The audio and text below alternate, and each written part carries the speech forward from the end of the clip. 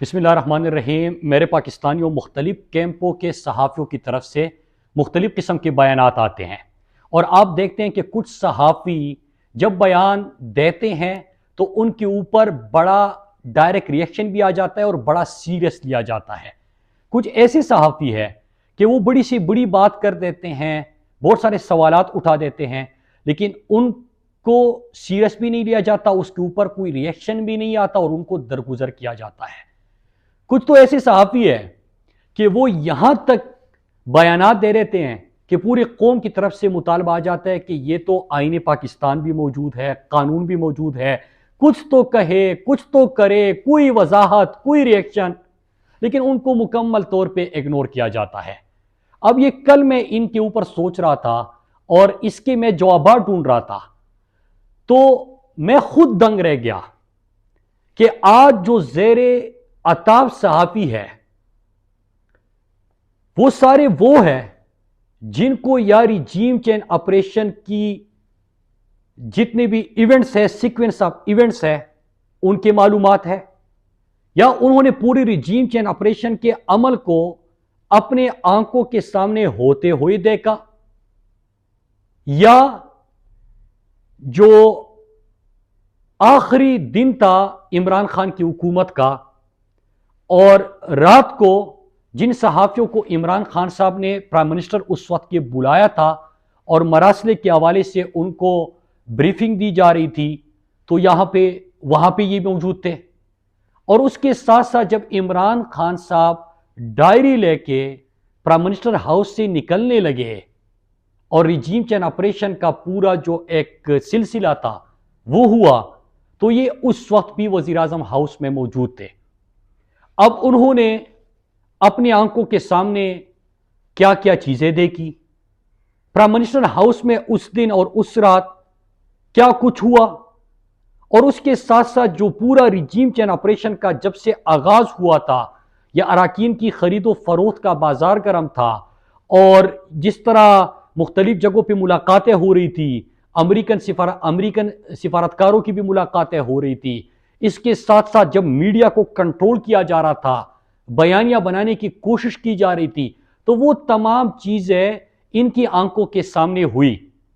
اور جب میں نے آپ کو جو کہا کہ کیوں یہ زیر عطاب ہے، تو ایک صحافی کی میں ذرا مختصراً بات کر لیتا ہوں۔ ارشد شریف صاحب، ارشد شریف کے اوپر جب یہ ریجیم چینج آپریشن ہوا تو ایسا نہیں ہے کہ انہوں نے کوئی ایسی بات کر دی ہے کہ آئین پاکستان یا پاکستان کے قانون یا ان کے اوپر آپ کوئی پیمرا کا قانون ان کے اوپر لاگو کر کے ان کو سزا دے سکتے ہیں۔ ایسا آپ نہیں کر سکتے، کیونکہ کوئی غلط بات انہوں نے نہیں کی، انہوں نے سوال اٹھائے ڈاکومنٹس کے ساتھ، حقائق کے ساتھ۔ لہٰذا کیا کرنا پڑا آپ کو جعلی FIRs پورے پاکستان کے اندر کرنے پڑے ان کے اوپر، پھر ان کو دھمکیاں بھی ملی، لیکن دھمکیوں کے بعد آپ کو یہاں تک کرنا پڑا کہ ہیڈ منی دی گئی ارشد شریف کے اوپر، اور وہ مجبور کر دیا گیا ان کی فیملی نے مجبور کیا کہ وہ پاکستان چھوڑ کے چلے جائے۔ اسی طرح ایک اور صحافی جن کے اوپر تشدد بھی ہوا، جن کے فیملی کو بھی ہراساں کیا گیا، ان کے اوپر FIRs بھی ہوئے، اور گرفتاری کے بعد اس کو سونے تک نہ دیا گیا، اور پورے پاکستان میں اس کو گھما رہے تھے، ایک جگہ سے دوسری جگہ لے کے جا رہے تاکہ یہ اپنی نیند بھی پوری نہ کر سکے، ان کو ٹارچر کیا گیا۔ لیکن اس کے بعد جب وہ رہا ہوا تو اب اس کو فون جا کے عمران یاس خان کو کہا جاتا ہے کہ آپ کی زبان کاٹ دیں گے۔ اسی طرح صابر شاکر کہ انہوں نے بہت ساری چیزیں ایسی دیکھی، ایسی سنی، ایسے معلومات ہے کہ وہ پاکستان چھوڑنے پہ مجبور ہوا۔ اور اس سے آپ اندازہ لگائے کہ جو ریجیم چینج آپریشن پاکستان کے خلاف ہوا، پاکستان کے الیکٹڈ حکومت کے خلاف ہوا، پاکستان کے سب سے مقبول ترین لیڈر عمران خان کے خلاف ہوا، تو اس میں ایسے ایسے کردار، ایسی ایسی معلومات، ایسے ایسے چہرے اور ایسے ایسے ایونٹس ہوئے ہیں کہ بحیثیتی سابق رکن کابینہ ہم شاید وہ بات نہیں کر سکتے جو ہم نے لیا ہوتا ہے۔ لیکن یہ وہ تمام صحافی ہے جو میں آپ سے سٹارٹ میں سوال کیا تھا کہ جو زیر عطاب ہے، کیونکہ بہت سارے لوگ بہت ساری باتیں کرتے ہیں، آپ روزانہ ٹی وی اسکرین پہ بھی دیکھتے ہیں، کوئی اپنا ویلا کر رہا ہے اس کے اوپر بات کرتے ہیں، تجزیہ بھی دے دیتے ہیں اور اتنا کچھ بول دیتے ہیں کہ وہ کوئی بھی شہری اگر بول لے تو ان کے اوپر بھی تعزیرات پاکستان پورا لاگو ہو جائے گا۔ لیکن یہ صحافی کیوں زیر عتاب ہے؟ وہ اس لیے ہے کہ یہ اس وقت وزیر اعظم ہاؤس میں اس رات موجود تھے۔ یہ وہ صحافی ہے جنہوں نے وہ مراسلہ، دھمکی آمیز مراسلہ جو امریکی سازش تھی، جس طرح بحیثیت رکن کابینہ سابق کا جو منسٹر کے میں نے وہ پورا ریجیم چین آپریشن کا دھمکی آمیز مراسلہ اور تمام چیزیں دیکھی، اسی طرح یہ وہ صحافی ہے جن کو ان کے بارے میں بریفنگ بھی ملی اور انہوں نے اپنی آنکھوں کے سامنے اس رات کیا کچھ ہو رہا تھا، کون کون تھا وہاں پہ، کس قسم کی ایونٹس انہوں نے اپنی آنکھوں سے دیکھے، اور یہ جو پورا ریجیم چین آپریشن پلان ہوا تھا اس وقت سے لے کے میڈیا کنٹرول کرنا، یہ تمام چیزیں ان کی آنکھوں کے سامنے ہوئی تھی۔ اور جب میں یہ سوچ رہا تھا اس کے اوپر میں خود بڑا دنگ رہ گیا کہ ہاں یہ تو وہ صحافی ہے سارے جو اس وقت بھی موجود تھے۔ تو پھر اس کے بعد میں نے سوچا کہ آپ سے میں ریجیم چین آپریشن کیونکہ کہ کیا وجہ ٹھہری کہ امریکہ جیسے ملک کو اور بیرونی طاقتوں کو عمران خان کی حکومت ہٹانے کے لیے اتنی بڑی سازش تیار کرنی پڑی، ان کو علاقار بھی لینے پڑے، سہولتکار بھی ان کو ڈھونڈنے پڑے، میسر بھی آئے، اور اس کے لیے انہوں نے اتنا میڈیا میں بھی انہوں نے رابطے کیے، جس طرح سفارتکار امریکن ایمبیسی میں ملاقاتیں ہوتی رہی۔ یہ تمام چیزیں ایک پاکستان جس کو یہ کہتے ہیں شہباز شریف جو امپورٹڈ حکومت کا وزیر اعظم ہے کہ ہم تو بیکاری ہے، پاکستانیوں کو بیکاری کہتا ہے، اور وہ خواجہ آصف کہتا ہے کہ ہمیں تو ڈرپ لگے ہوئے ہیں۔ تو جن کو ڈرپ لگے ہوئے ہیں اور جو بیکاری ہے، تو امریکہ کو اور بیرونی طاقتوں کو، اتنی بڑی عالمی طاقتوں کو کیا ضرورت پڑی کہ وہ اتنی بڑی آپریشن کرے؟ تو ایک یہ چیز، دوسرا کہ جو مختلف دنیا میں امریکہ ریجیم چین آپریشن کرتا ہے وہ کیوں کرتا ہے اور اس کی وجوہات کیا ہوتی ہے، اس کی تفصیلات۔ پچھلے ایک دہائی میں، صدی میں، انہوں نے دنیا کے کون سے ممالک میں، کتنے ممالک میں ریجیم چین آپریشن کیے، اور پاکستان میں اس وقت ریجیم چین آپریشن ان کو کیوں کرنا پڑا،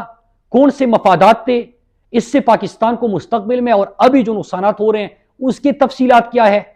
اور کس طرح پاکستان جیسے ملک میں انہوں نے اپنے علاقار اور سہولتکار رکھے ہیں، ان سے کس طرح کام لیتے ہیں، میڈیا میں کس طرح وہ انویسٹمنٹ کرتے ہیں، اور اس کے ساتھ ساتھ یہ جو NRO کی ہم بات سنتے ہیں، تو NRO 1 میں امریکہ کا کیا کردار تھا،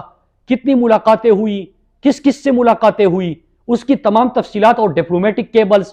تمام میموز۔ تو میں نے سوچا کہ بہت سارے صحافی ہیں، وہ تو کھل کے بولتی بھی ہے، ان کو زیادہ معلومات بھی ہے، ابھی بھی ان سے خوف بھی ہے، اس لیے ان کو تشدد کا نشانہ بنایا جاتا ہے، لیکن بحیثیت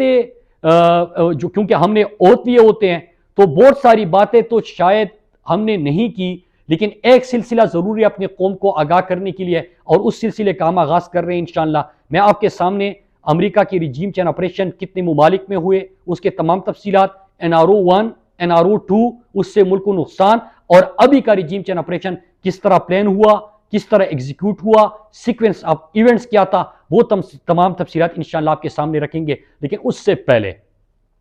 اور میں کل سے انشاءاللہ یہ تمام چیزیں آپ کے سامنے رکھنا شروع کر دوں گا،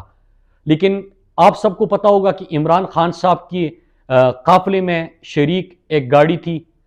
جو خان صاحب آ رہے تھے جلسے سے واپس، روات کے قریب اس میں آگ لگی، اور وہ آپ نے فوٹیج دیکھی ہوگی، ویژولز دیکھے ہوں گے کہ کس طرح وہ مکمل طور پہ جل گئی، جس طرح آگ اس میں بڑکی تھی۔ تو یہ ایک معمولی واقعہ نہیں ہے، اور نہ تحریک انصاف اس کو ایک حادثے کے طور پہ لے رہی ہے۔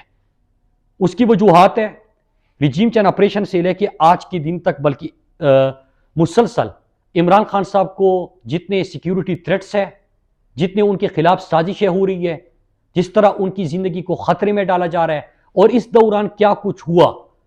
اور بہت ساری چیزیں ایسی ہیں کہ وہ پبلک بھی نہیں ہوئی، کہ کس قسم کے سازشیں، کہاں کہاں پہ رابطے، جو بنی گالہ کے ارد گرد، یہ تمام چیزیں آپ لوگوں نے شاید نہیں سنی ہوگی۔ تو اس کو دیکھتے ہوئے یہ جو گاڑی میں آگ لگی ہے، اس کو بالکل بھی ایک واقعے کے طور پہ اور ایک حادثے کے طور پہ نہیں دیکھا جا رہا، اس کی مکمل تحقیقات بھی ہوگی، اور اس کی جو تہ تک انشاءاللہ پہنچا جائے گا۔ آپ سب کا بہت شکریہ. پاکستان زندہ باد.